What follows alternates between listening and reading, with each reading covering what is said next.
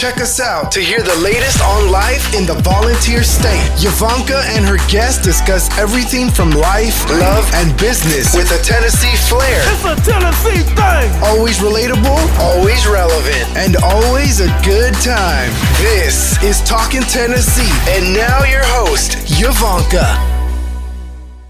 This episode is brought to you by Turning Knox Rental, your go-to for event rental services. We have selfie machines, 360 photo machines, and food servicing machines that you can rent out to give your parties the best experience possible. Get the TKR experience with Turning Knox Rental. You can find us at www.turningknoxrental.com. Welcome back to Talking Tennessee with Yvanka. I am your host, and we are back with Dr. Amber Williams for part 2. Let's go. Oh, thank you. It was so much fun last time, so I'm excited. That is good. So tell me this. What steps are you taking to empower scholars' success? What are you doing? There's so many things, but I'm going to first focus on this. I'm going to give you 2 things. The first is every single one of our students takes the CliftonStrengths assessment, which is an assessment that helps anyone understand what they're good at. Okay. And, we want to build our students' confidence. So when they come to campus, I want them to know they're awesome. I mean, at the end of the day, you have what it takes to thrive. You just got to learn how to leverage what you have. Exactly. Because a lot of times, we don't know how to leverage what we have. And so our goal is to teach them that. And that's where our Fall Success teams come in, and their academic coach helps them to think about, okay, this is what I'm good at. Now, how do I apply it to my long-term goals? The second thing that we do, I think, that supports students is, probably when you went to college, or at least when I went to college, the orientation process was this day long. Everybody was talking to me. It was very boring. And it was during the summertime. And then I come back. Like they're saying, wow. Exactly, right? And then you come back in the fall and, there's a bunch of fun activities, and then they just leave you. I mean, you just run on campus, and I guess you've been oriented and you're supposed to know what's going on. And, we don't believe in that here. We believe that the orientation process takes an entire year. Yes. And so we start during the summertime with them. We have some required activities when they start school, and then there's 6 weeks of welcome. So 6 weeks of 600 activities to get them acclimated to campus. Wow. Then at the end of the semester, we have what we call Big Orange Finish Line, which is preparing for finals. Then they go home, and I tell them all the time, you go home and you celebrate being on the dean's list. Yes. And then you come back to us in the spring, and we have what's called Fall Start Back, and we reorient them again in the spring. Because there's things they probably forgot, or they didn't use, or didn't know how to use it from the fall semester.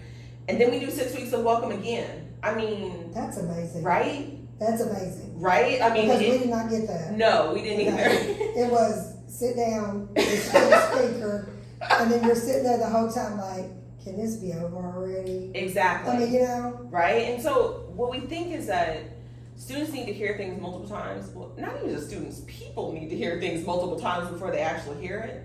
So we're trying to find a number of times that we deliver information to them. So that's why we're having that throughout the entire year. Can I name one thing that I would say that I think, and you may already do this, but one thing that you need to remind the students, they had to make it to UT. Mm-hmm. They had to qualify grades and everything else. You start there. Oh my gosh, so it's so funny you say that. They need to remember that, because there's kids that have low self-esteem that has made it in and not realized, maybe someone didn't tell them, do you realize that you made it into a university on your own merit? Yeah. And let's build from there. I think that a lot of kids, once they make it in and their parents are happy, okay, oh, you made it. I think that the more talk needs to be about that, because I think it'll strengthen those students to realize I really made it into a university. Yes. Because there's so many generations that they're first generation. Yes. Nobody in their families ever went to college. So it's funny you say that, because one of the required activities that they go to is a session with me. And we talk about their story. Yes. And how their story matters. And one of the first things that I tell them is that they earned the right to be a part of this class. And I use the word earned. Because that's what they did. Yes, it is what they did. And I want them to know that they are among the best in our state and in our country, and we believe in them. And we wouldn't have admitted them if we didn't. You believe in them and you support them. Yes. You support their walk at the University of Tennessee. Yes. I see so many students when we're doing events come, like, from all different walks of life. But when they get to University of Tennessee, they're all the same. Yeah. If you think about it, you know, because it's all, you know, University of Tennessee. And I love that y'all make it like a big family. We do. Yeah. We do. So in that session I was talking about, we talk about their story, and we talk about all the steps of a story. You know, what is your central theme of your story, which is to get a degree. So we talk about the importance of like doing what they sent you to do. Yes. We talk about sure you how party too much. You gotta get a degree now. and we tell them how to engage the faculty. I mean, we don't assume they already know. I think when you make assumptions, that's not a place to start, And at right? 18 years old, Yes. I can think of myself when I was 18 years old. I did not know how to present myself the right way, correct way. I needed somebody, what you said earlier, about that you had mentors throughout Yes. your life that taught you to Yes. get you up there. Yes. You know, that's what a lot of the kids need, because no one's coming out of high school speaking perfectly. Absolutely, and I think it's different. You come out of high school and then you engage with faculty who have PhDs, who are experts in their area. It can be intimidating. Very intimidating. And especially intimidating for someone who might be the first from their family to go to college. And so what we've done is, like, in that session, I tell them, this is what successful students do. Mm-hmm. If you want to get your central theme, which is your degree, one of which is engaging your faculty, and we teach them how to do that. Yes. We teach them that successful students go to what we would call our Vol Study Center, which is our tutoring place, but we don't call it tutoring. Right. But successful students, and we show them the grades. Students who go to the Vol Study Center, their grades look like this. Students who don't, their grades look like this. Yeah. You decide. And that's a big difference. You decide. Yes. So we teach them. But then the second thing we tell them is that every story has a series of editors. Yeah. Every story. No story is written perfectly the first time. Yeah. And we tell them that it's rewritten. Right? Rewritten. And I tell them, if there's Yes. something that has happened in your story, Mhm. don't rip out the pages, erase some things. Yes. You know, you don't have to start completely over. Mhm. And their editors are their Vol Success team, who I've mentioned before. And then we tell them about, you know, every story has a series of characters. And their characters are each other. They're characters in each other's story. How do you treat the people in your life? You treat them with love and compassion. Correct. And as volunteers, that's what we do. We stand up in moments big and small, and we lead. And we cry together. Yes, We laugh together. we do. We hug. We share Yes, all that. we do. We are characters in each other's Mhm. stories, and we And teach we them. hug. Yes. When someone is going through something, We hug. hug. And it's like, you know, okay, what can we do? Do they need food? Do they need this? Do they need that? The students have to have a huddle too. And I think it's a way. It's inclusive excellence. It By is. realizing that everyone around you matters, and everyone around you is a part of this big volunteer family, and we treat each other with respect and love. Yeah. And then the last thing that we talk to them about is that every story, no matter what the story is, there's always some big challenge. Okay. But the main character always ends up being fine. Yes, They're fine. They make it through. Right? And so when you hit that challenge, where do you go? Yes. Who do you talk to? Because you're going to hit it. We tell them, like, it's not Disney World. No. You're going to have some moments that you want to call mom and say, I'm ready to go home. Yeah. But instead of doing that, this is what we want you to do. Or when you call mom, we want to tell mom, you call us. Yes. And let us help them figure Yes. out the next What step. I believe, and this is what I teach when I speak, a delay is not a deny, Yes. and a delay is not a failure. Oh, I love that. A lot of times Yes. that people, and I Multiple know I paths had to to get to learn that. I'm places, yes. 53 years old, but did I know that Mhm. you know, when I was young, I didn't. And a lot of times you think, okay, because it didn't go in your timing, that you failed at it. A lot of Yes. times You're not failing at it. It's just God's timing, and a delay is not a deny, and you just have to keep working at it, and you got to know everybody gets a time. It just may not be when you want it to be. I love that. I was just, right before we came here, I had a meeting with a veteran, and she was telling me that she's not doing so well in her math course. Okay. And was really frustrated by that. And I said, well, honey, let me tell you something. I got a C in my math courses in not high school, in college. Mm-hmm.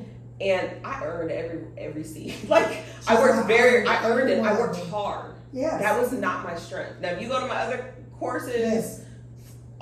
A's, I did very well. Yes. But math was not my strength. My daughter was the same way. Yeah, but I worked hard. But we had to learn as parents. And yes. I'm going to say this. I'm going to judge myself. We have a household that we believe that you're supposed to have A's, yes. B's, yes. But a C to us is like failure. Exactly, like you failed a right? class. Okay? And that's how she was taking it today. But I had to learn that if I see my daughter working hard, I see my son working hard, and they're going to tutor, they're doing the work. Exactly. And they come in with a strong C, I have to realize that that's just a subject that they don't excel in. Yes. You know, the A's and B's. But that doesn't mean that they failed. Exactly. And that's how my mama was. She was wonderful. She was wonderful because she knew I was working hard. And I'm going to tell you that if I would have come home with that C and she was disappointed in me, mm-hmm. it would have killed me because I really did work hard for it. But what I told this young woman today is, I said, honey, I have a doctorate degree. That C did not stop me from doing anything that I needed to do. I said, you need to, at the end of the day, as long, for me, if I can go to sleep and know I tried my best, I'm good. Yeah. I'm good. And you have to realize that. And parents, I know a lot of parents will listen to this. Make sure your child puts in the work. Make sure that they're dedicated. Yeah. But really learn your child and realize that, you know what, if that's their best, you have to support their best. Absolutely. You can't kill their spirit. You can't talk down to them, because what you say to that child during that moment mm-hmm. of frustration can hurt. It really can. Throughout their life. And I think success is relative, mm-hmm. right? Yeah. I think each one of us gets to determine what success looks like. Yes. And it is. And historically, I think higher ed and just our society in general has decided what success looks like. I agree. And as always, people think success is if you have a lot of money. Yes. There's a lot of people that are very highly successful. They may not have a lot of money in their bank account, but they pay their bills, they make sure everything is done, and they're successful in their own right. Absolutely. You know, so I tell people success looks different to everybody. It does. You know, and you've got to understand, well, let me say this. I am a person that if you're in my circle, I hold my friends accountable. But in return, I want them to hold me accountable. Absolutely. If I am not working to the best of my ability, mm-hmm. I want my friends to tell me, Ivanka, you're slacking. You're better than this. Yep. You know, that type of thing. But even with accountability, you have to realize you have to meet people where they're at. And sometimes it may not be where you think it should be. Yeah. You have to meet them where they're at and then help them along the way. Yeah. Because people helped us. So let me ask you this. For every young Black girl out there that some parents speak life in them, some may not. What does Amber Williams say to the little Black girl that says, I can't do this, I'm not going to be anything? What would you say? You know, I think about Amber Williams when she was a little girl. She was the loudest person in the room, still is, by the way. I was tap dancing down the aisleways in the grocery store. Probably still will be. Yeah, very. I was organizing student organization type things in high school, and I never thought I was enough. I remember as a little girl praying that I would have lighter skin because I thought that equated to beauty. Let God use you. So what I would say now is be your authentic self. God gives you so many talents, and at the time you don't always know how you're supposed to use them. But that loud voice now is a voice for the voiceless. Mm-hmm. That tap dancing down the hallway, down the grocery store when Mom was going off, like she would tell you she was not happy with me. Yes. But that is how I'm able to show up and show out on behalf of students each day. And this dark-skinned girl is beautiful. And I know that, yes, inside and out. And, but I think you just have to find your voice. You do. And know that everything you've been given will come to fruition at some point.